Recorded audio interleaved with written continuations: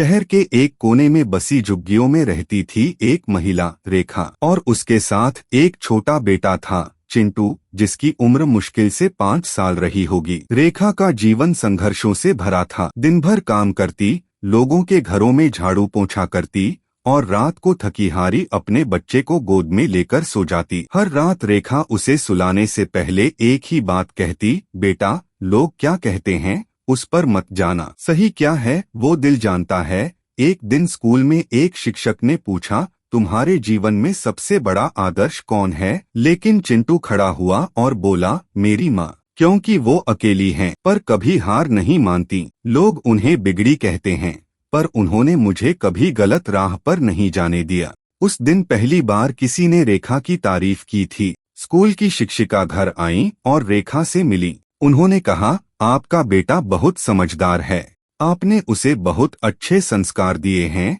धीरे धीरे मोहल्ले में लोगों की सोच बदलने लगी।